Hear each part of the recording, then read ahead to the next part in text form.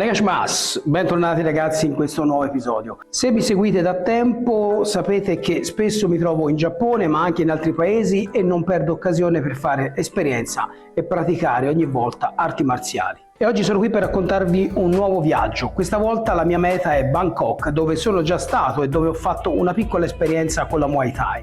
Ma questa volta ho chiesto di essere accettato in una scuola di spada. Una scuola particolare fondata da un maestro giapponese che normalmente non accetta stranieri e non accettano praticanti occasionali. Così, dopo avermi chiesto una marea di informazioni, ma veramente tanti dettagli, ho dovuto addirittura compilare dei moduli dove dichiaravo determinate cose sulla mia persona e sulla mia pratica da poi rispedirgli. Alla fine mi ritrovo invitato a partecipare alla lezione, però con due condizioni. Non posso portarmi il mio vestiario perché per etichetta il maestro mi informa che dovremmo essere vestiti tutti uguali e quindi mi forniranno loro la divisa sul posto. E la seconda condizione è il pagamento di 2000 baht che corrispondono all'incirca a 60 euro. Beh, ho accettato naturalmente queste condizioni e sono partito. Si può fare 13 ore di volo per andare a Bangkok ad allenarsi con la spada?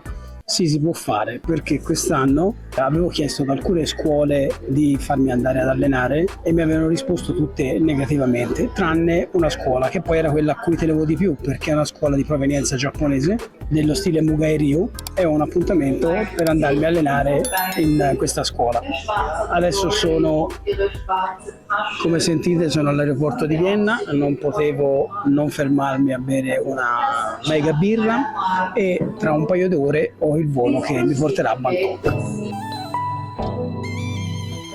Arrivato all'aeroporto di Bangkok aspetto i miei bagagli e c'è subito un piccolo imprevisto e questo mi riporta alla mente un brutto episodio che mi è accaduto con i bagagli 2 anni prima, proprio qui nello stesso aeroporto di Bangkok. Allora ragazzi, sono arrivato a Bangkok, sto aspettando le valigie, poi passerò a fare la scheda per il telefono, poi cambierò i soldi e poi raggiungerò l'albergo e poi vi spiego, vi racconto come ho fatto entrare in contatto con questa scuola e soprattutto cosa ho dovuto fare per farmi accettare, perché non è stato facile. Adesso sto aspettando il bagaglio, sono già qui da una ventina di minuti, speriamo che... Tutte le volte la cosa peggiore del viaggio, di questi viaggi lunghi ragazzi, è sempre la stessa cosa, la paura che non vedi uscire il bagaglio dal nastro trasportatore. E il viaggio è andato benissimo, per la prima volta sono riuscito a dormire una cosa come 7 ore, una cosa incredibile, cioè non mi era mai successo, quindi aspetto il bagaglio. Bagaglio rosso, eccolo là, dovrebbe essere il mio bagaglio conquistato, ci siamo. Aspetto quello di Silvia. Anche quello di Silvia, questo qua rosa, quello della mia ragazza, è arrivato.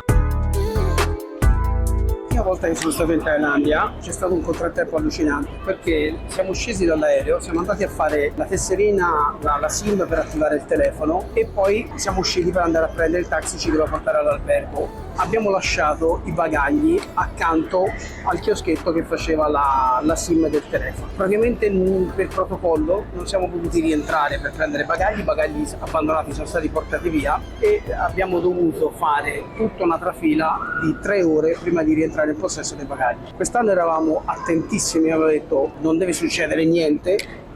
Siamo venuti a cambiare i soldi alla macchinetta automatica, cambiare i primi soldini tanto per avere qualche cosa, ecco la macchina si è bloccata. Io penso che sia perché abbiamo cercato di cambiare 400 euro e penso che la macchina all'interno non avesse l'equivalente di 400 euro in baht e che quindi abbia dato l'errore e si sia bloccata. Il problema è che adesso Silvia è andata a cercare un addetto, qualcuno che si occupa della macchinetta per recuperare i soldi e quindi anche quest'anno è successo qualcosa all'aeroporto. È una cosa incredibile.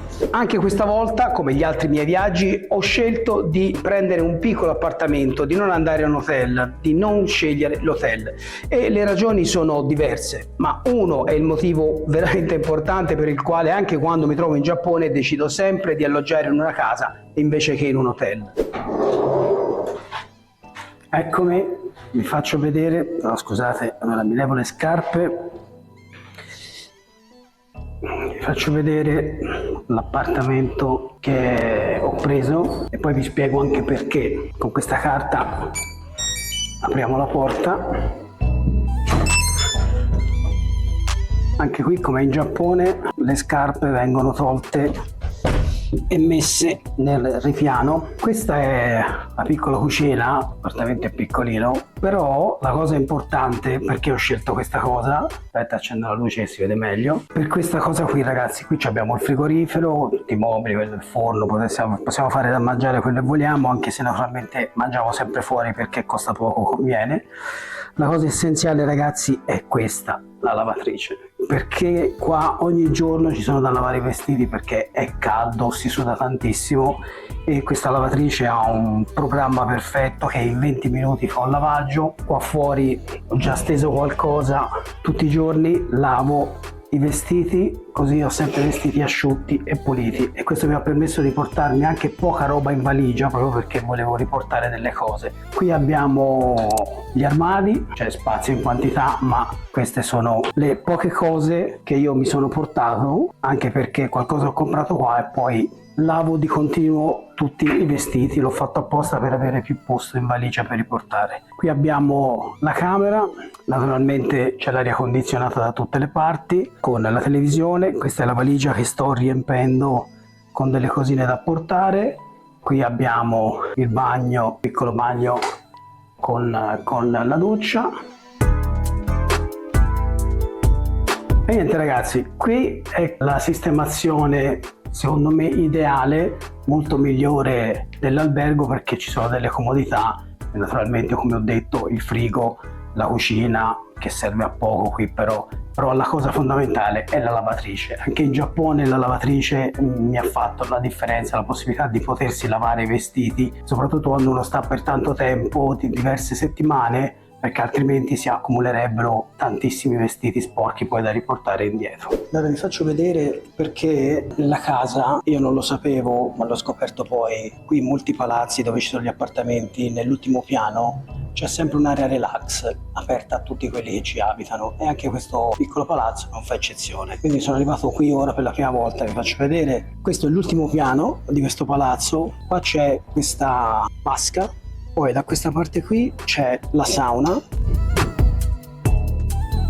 e poi c'è questo piccolo giardinetto, qui ci sono le fontane per sciacquarsi prima o dopo essere entrati dalla sauna. Qui siamo al 7° piano, quindi come vedete ci sono palazzi molto più alti. Qui siamo al 7° piano, io ho l'appartamento al 4° piano invece, e poi da questa parte c'è una piccola palestra e un piccolo giardino zen, anche questo molto carino. Qui c'è la fitness room, come vedete c'è questa piccola palestrina dotata di aria condizionata, perché senza aria condizionata ragazzi entrare nelle stanze qui senza aria condizionata è tremendo. E poi c'è questo piccolo giardino zen che uno, dopo aver fatto aspettare la pausa tra una sauna e l'altra, si può rilassare qui fuori, e si vede, come vedete, anche i grandissimi palazzi di Bangkok. Bangkok, città bellissima, caldissima, e visto che mancano diversi giorni ad incontrare i maestri e alla mia lezione, è il momento di ammirare questa città da vicino, e quindi approfitto di questo filmato, già che ci siamo, per andare ad ammirare qualche bellissimo posto.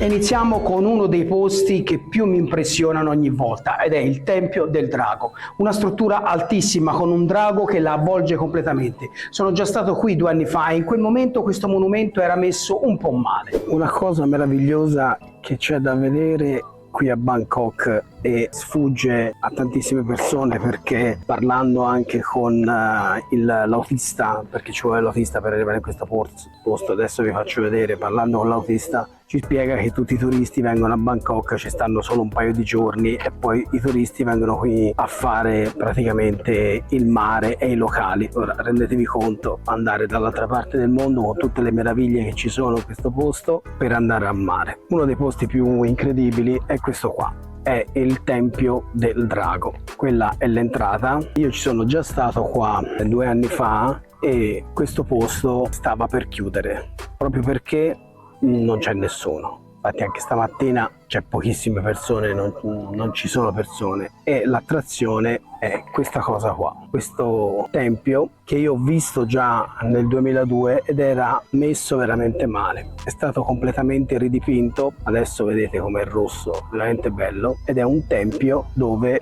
c'è questo drago avvolto e per andare su, dopo ci andrò, si deve passare proprio dentro il corpo del drago che avvolge il tempio. Ecco, ditemi voi se è possibile non venire a vedere una cosa del genere. Ed ecco qua, in questo momento ci troviamo all'interno del corpo del drago. L'unico modo per arrivare su per i visitatori è da questa parte, perché all'interno ci sono anche le scale, ma le zone interne sono solamente riservate alle monache. Infatti il tempio è interamente gestito da queste donne, dalle monache che vivono qua. Allora pensate, per entrare è costato la folle cifra di 100 baht, in realtà sono 3 euro, quindi veramente poco.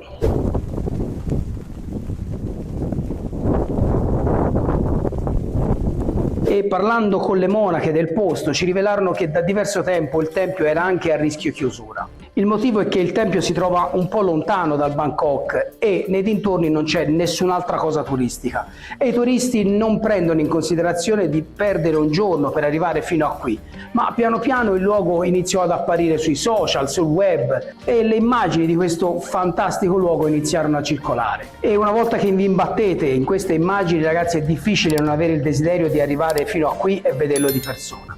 Da allora, insomma, il posto è di nuovo frequentato, il tempio è stato completamente dipinto e ora non è più in pericolo di chiusura. Una volta raggiunta la cima mi lascio ad alcuni minuti di meditazione godendomi l'immensa energia che questo posto trattiene in sé. Proseguiamo con un'altra tappa fondamentale da fare qui a Bangkok, il Lumpini Stadium, dove regolarmente si svolgono incontri di Muay Thai. E quindi anche in questi giorni, mentre sono qui, si terrà una serata dedicata ai combattimenti di Muay Thai. Allora stiamo andando al Lumpini Stadium per vedere gli incontri di Thai Box. Domani ho la lezione, quale miglior modo per caricarsi se non venire qui a Lumpini a vedere gli incontri. Tra l'altro 2 anni fa, quando sono venuto qui a Lumpini, ci si poteva arrivare solo facendosi portare in macchina, mentre invece adesso hanno costruito una comoda metropolitana che vi lascia a 5. Come si chiama? Vado nel fiume. Dicevo, una comoda metropolitana che vi lascia a 500 metri. Ci sono tutti i fine settimana degli eventi dove combattono i professionisti, sono eventi più o meno importanti e ci sono posti a bordo ring, non per tutti gli eventi, però per l'evento di stasera, per esempio, i posti a bordo ring, che sono quelli più vicino, costano 1300 baht, che sono circa 35 euro, e incluso ti danno anche da bere. Poi ci sono dei posti che costano anche meno, quindi non sono carissimi i posti, però ho visto che ci sono delle serate dove i posti costano anche qualche centinaia di euro, che per essere qui in Thailandia sono veramente tanti soldi. Adesso sono su questo viale, tra un centinaio di metri sarò arrivato, come al solito traffico sempre densissimo, pieno, infatti abbiamo scelto di venire con la metropolitana proprio per cercare di non rimanere bloccati nel traffico, perché poi sta anche piovendo oggi un po' a tratti e quindi il traffico diventa ancora più congestionato e quindi dobbiamo per forza andare a una di queste meravigliose serate. Siamo proprio a bordo ring, abbiamo anche il bracciale con scritto Ringside, siamo proprio tra noi. Qui davanti abbiamo il ring,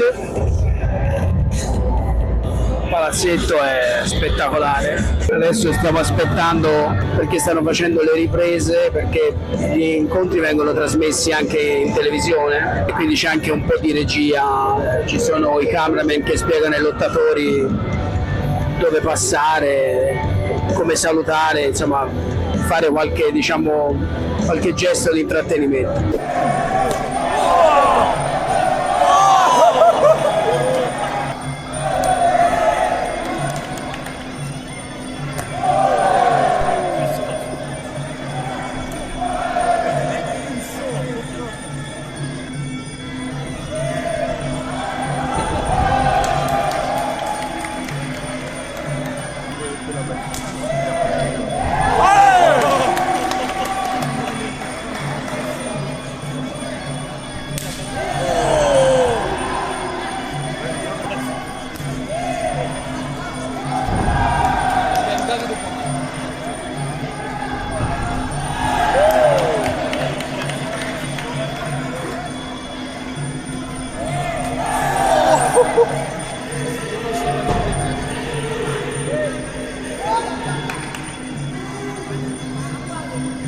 Possiamo passare da città come Bangkok e non passare a vedere un po' di intrattenimento? È il momento di andare a vedere qualche sala giochi dove per un attimo sembra di essere in Giappone.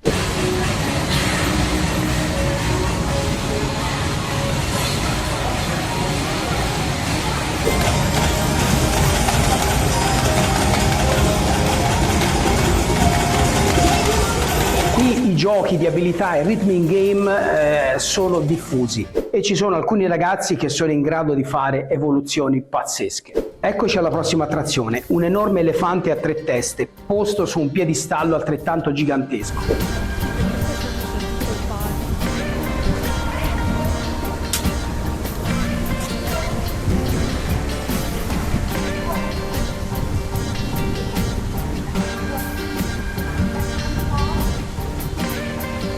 Questa immagine ci dice che siamo di fronte a uno dei più importanti monumenti del paese, l'Erawan Museum di Samut Prakan. Una scultura di un enorme elefante alto 30 metri, lungo 39 e dal peso di 250 tonnellate. Il museo ospita oggetti di antiquariato thailandese, manufatti, ceramiche, porcellane, anche che vengono dalla Cina, servizi da tè, ornamenti di giada, mobili cinesi e anche vietnamiti. Insomma, un posto veramente meraviglioso. Dovete sapere che a Bangkok ci sono moltissimi mercatini all'aperto, ma noi faremo un giro nel mercato di Chatuchak. Questo mercato lavora a pieno regime il sabato e la domenica, gli altri giorni è chiuso ed è il più grande mercato del fine settimana al mondo.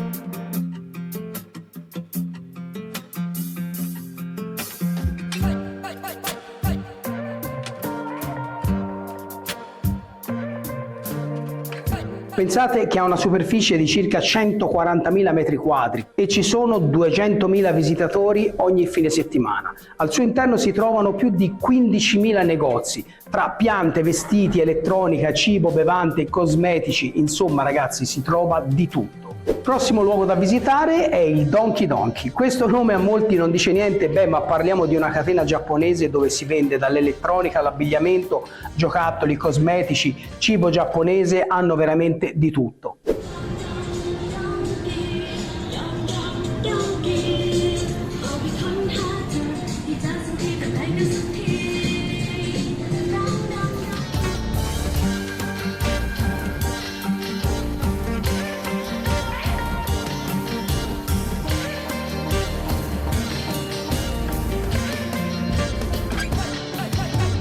È proprio un negozio in classico stile giapponese. I Donkey di solito rimangono aperti 24 ore su 24. Sono in Giappone, ma ci sono anche in Cina e in Thailandia. Mancano 2 giorni prima dell'allenamento ed è il momento di visitare l'Asiatic, un mercato notturno veramente fantastico. Qui arriviamo in cima al fiume. Qui siamo proprio sul fiume, anche laggiù se vedete c'è quel mega battello, praticamente sono dei ristoranti galleggianti. All'interno di questo parco, lì vedete la ruota, ci sono anche dei negozi di arti marziali che hanno articoli per arti marziali. Infatti stasera ho comprato dei nuovi guantini, le fasce me le hanno regalate. Ho preso questi guantini che sono veramente buoni, ben fatti e soprattutto sono sobri, perché io cercavo appunto dei guantini diciamo bianchi. Questi sono bianchi neri che vanno bene sul gi per non avere colori diciamo anomali. Vedete, qui questo si chiama Asiatic e qui tutte le sere ragazzi, qui tutte le sere è un piacere venire a mangiare qualcosa o a rinfrescarsi o a camminare, nonostante la mole impressionante di persone che c'è, perché c'è veramente tante persone. C'è tranquillità, c'è silenzio, posto sicurissimo, pulitissimo, insomma è veramente una festa, vedete?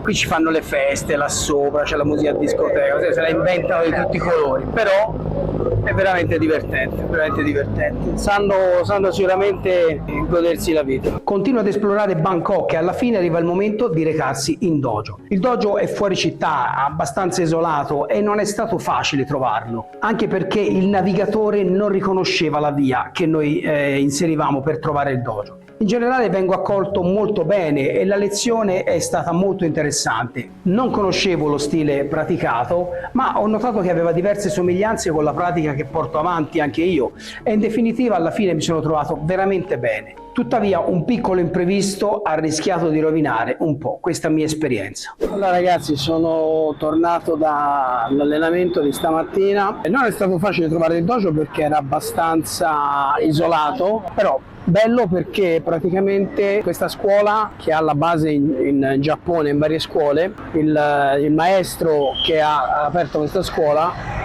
ha cercato di rifare il dojo in pratica identico a quello che hanno in Giappone. Infatti era davvero, ma davvero bello.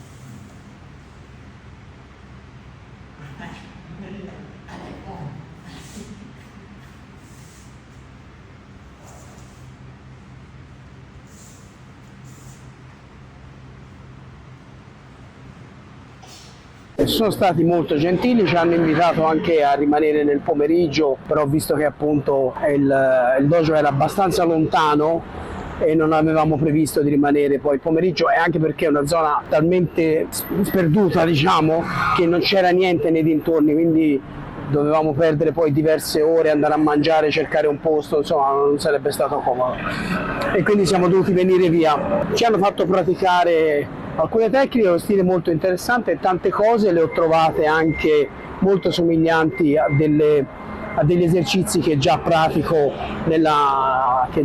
nella mia scuola. L'unica cosa, diciamo, che non mi è piaciuta è che quando avevo preso contatti con questa scuola mi avevano confermato un prezzo per, come funziona a volte in Giappone, per il noleggio del vestito, cioè non vieni a allenarti portandoti la tua roba, ma ti danno loro la divisa della loro scuola e te la noleggiano.